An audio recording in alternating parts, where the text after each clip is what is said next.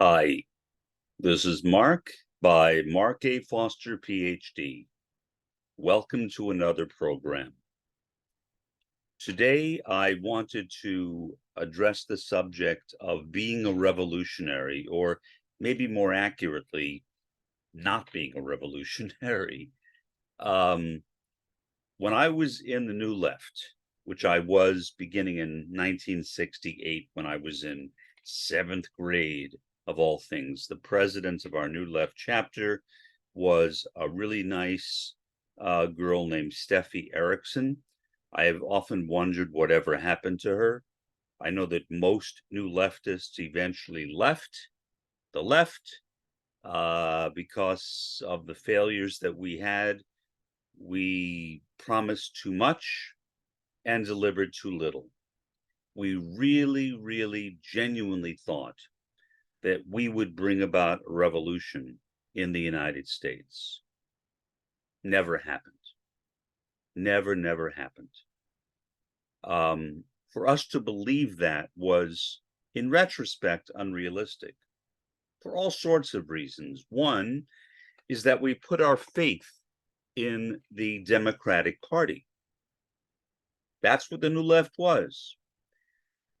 It was essentially an extension of the Democratic Party. Now, it wasn't exactly an extension of that party in the same way as Democratic Socialists of America, the DSA, are, because we weren't necessarily Democratic Socialists. Some of us were Trotskyists, some of us were Maoists, some of us were pure Marxist-Leninists, some of us were autonomists. There were a wide variety of different tendencies that were represented in the New Left. And back at that time, we really didn't care. You know, that was irrelevant to us. The main thing was that we and our comrades were all struggling for revolution, to fix American society, to fix the world, to establish communism and socialism, at least in the United States, and ideally throughout the world as well. So I openly admit that I am a failed revolutionary, and I apologize for that. But I apologize on behalf of the New Left itself. We were all, for the most part, failed revolutionaries. We wanted it, but we really didn't know how to do it. We had no idea of what we were doing. I mean, we were kids. I was in junior high school, which today would be called middle school. There were people in high school. There were people in community colleges. There were people in four-year colleges and in universities. But still, none of us really had any idea of what we were doing. The left had been dead for a long time in the United States. Maybe 1930s was the last time there had been a viable left in the United States. So we were basically starting from nothing. We really had no idea of what to do. And that showed in the fact that we failed again and again and again. But we were well-intentioned, especially in our support of Cesar Chavez and his United Farm Workers Union. And we were in solidarity with Cesar Chavez in his fight for the farm workers in California working on grape farms. We also did other things. We protested the Vietnam War. We also protested against Richard Nixon in favor of Humphrey and Muskie, which was, of course, a mistake in itself. I mean, the world would not have been that great with Humphrey and Muskie. After all, Humphrey was LBJ's vice president. He claimed that he had basically given up on his support for the Vietnam War, and we accepted that. I don't know why, but we accepted it. Maybe that was right. In retrospect, I don't.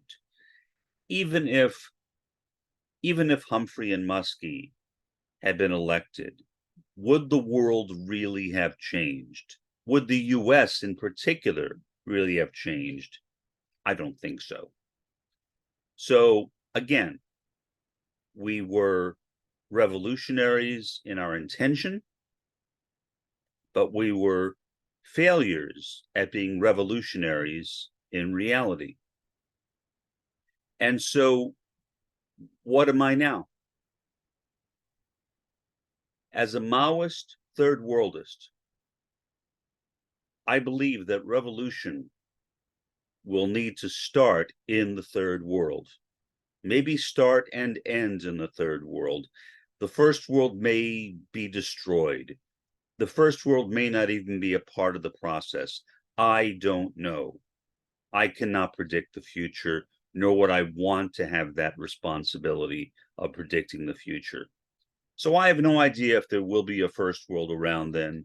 Maybe pockets here and there, remnants here and there, but there will definitely, I think, I hope, be a remnant of the third world, and they will be the ones, I hope, that will build the future communist world system, kind of a modification of Immanuel Wallerstein's term, the capitalist world system.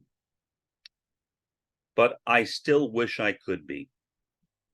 I mean, here I am, living in deep South Texas, 3 miles from Mexico. And what can I do? Well, I fight against corruption. This place is a very, very corrupt region. There's corruption of every sort, and I fight it. I have no problem fighting for some of the causes that are supported by what we generally call in the United States progressivism, what is called in most parts of the world social democracy. Not because I support progressivism or social democracy, certainly not as an end in itself, but because that's all I can do. And why not do something? And that's something that I can do, not as an end in itself. If I began to think of progressivism or social democracy as an end in itself, I would become a progressive. I would become a social democrat. And that is the last thing I ever want to be. I do not agree with Bernie Sanders. Bernie Sanders, about 30 years ago, was a democratic socialist. I read his writings from that period. He was never a Marxist, but he was a democratic socialist. Often as people age, they become less and less radical. That happened with Bernie Sanders.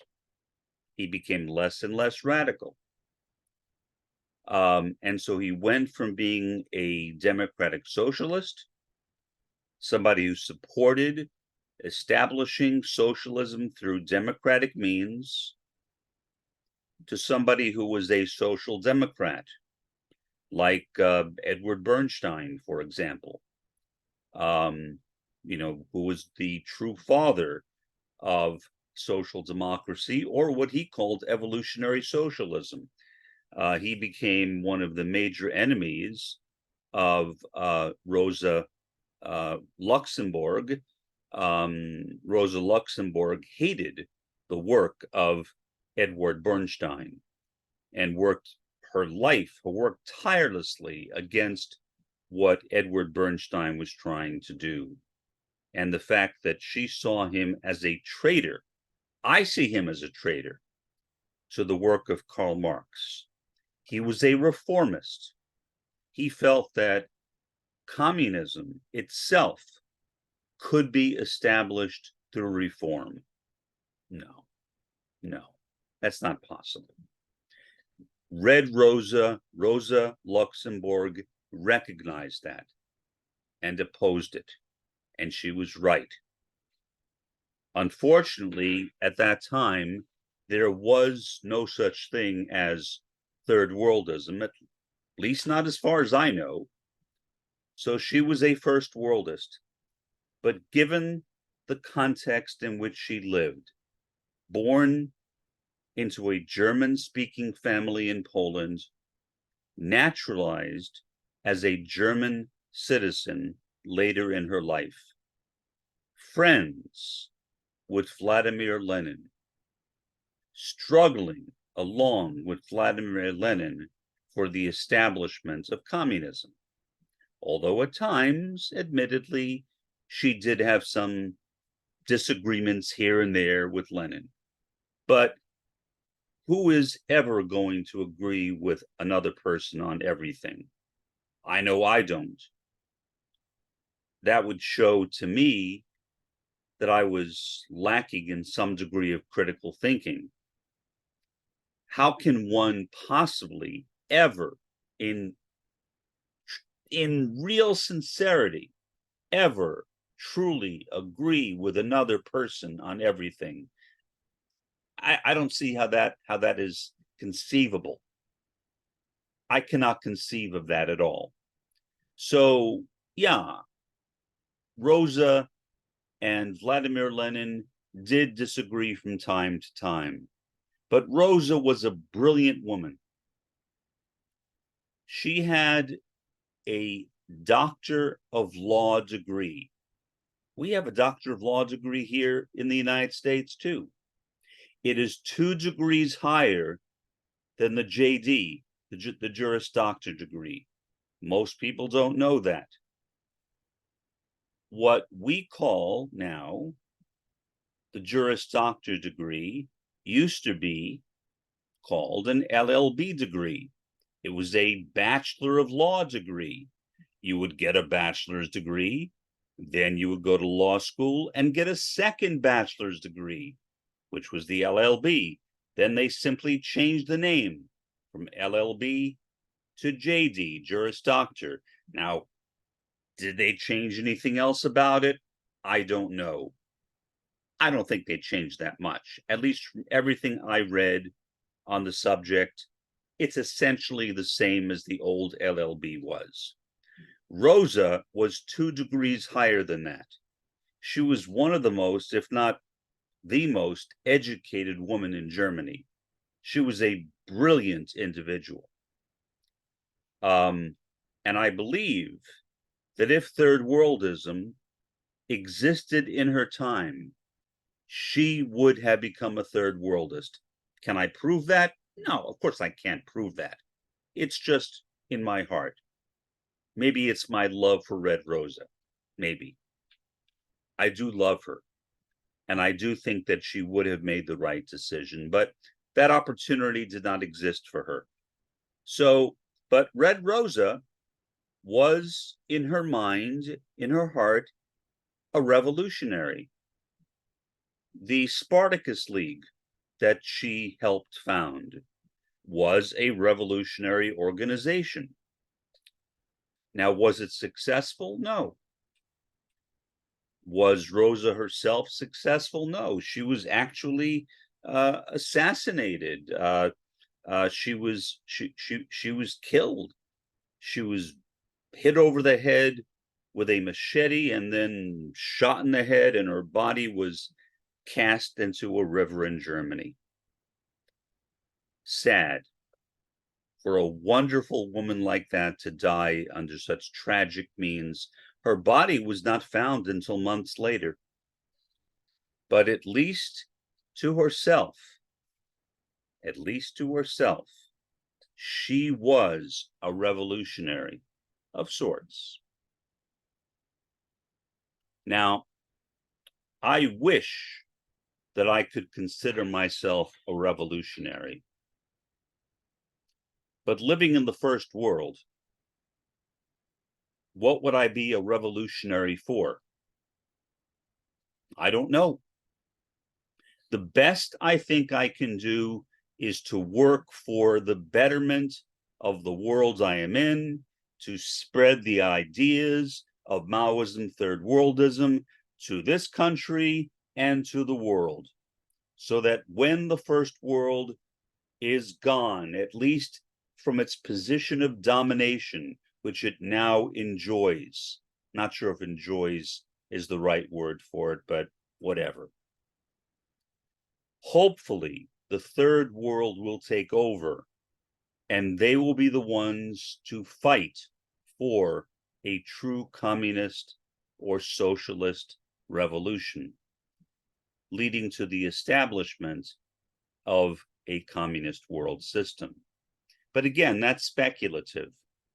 But again, it saddens me to no end that I cannot, in good faith, call myself a revolutionary. I really would like to. I really would like to, but what am I revolting against? What war am I fighting? How am I involved in overturning the capitalist world system in the United States or in the first world? I'm not doing any of those things. So, by definition, I am not a revolutionary. And that is a really difficult thing for me to acknowledge. Really difficult. I want to be one. I thought of myself as one in the New Left. I thought of myself as one when I was a Marxist, Leninist, Titoist, and after that. But now, all of a sudden, I can't call myself that anymore in good faith.